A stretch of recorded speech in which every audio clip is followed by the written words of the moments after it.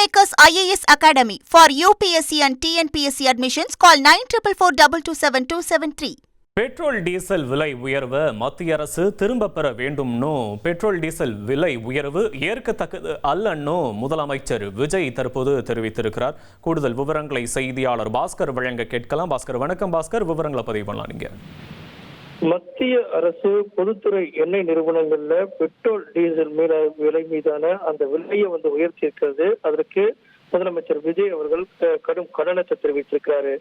அதாவது பெட்ரோலிய பொருட்களுடைய விலை குறிப்பாக லிட்டர் ஒன்றுக்கு பெட்ரோலுக்கு 3 ரூபாயும் டீசல் ஒன்றுக்கு 3 ரூபாயும் உயர்த்தி இருக்கிறது. இது ஏற்கத்தக்கதல்ல அப்படிங்கிறத தெரிவித்திருக்கார்.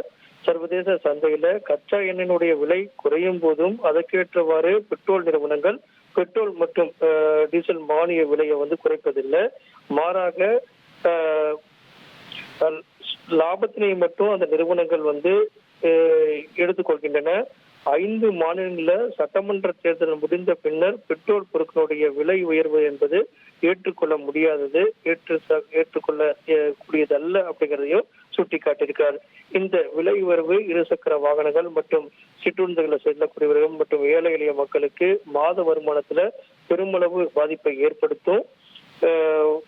வங்கியில கடன் பெற்று வாகனங்களை வாடகைக்கு எடுத்து இயக்கக்கூடியவர்களுக்கும் இது பெரிய நிதிச்சுமையை ஏற்படுத்தும் அப்படிங்கிற பல்வேறு விதமான கருத்துக்களை இதை சுட்டி காட்டியிருக்கிறார்.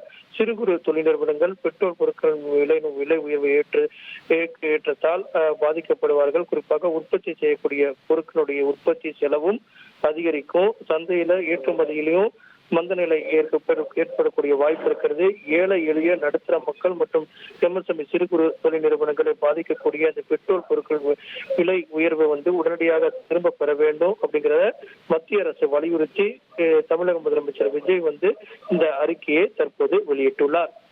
உங்களுடைய விவரங்களுக்கு நன்றி Bhaskar. Kingmakers IAS Academy for UPSC and TNPSC admissions. Call 9442277273.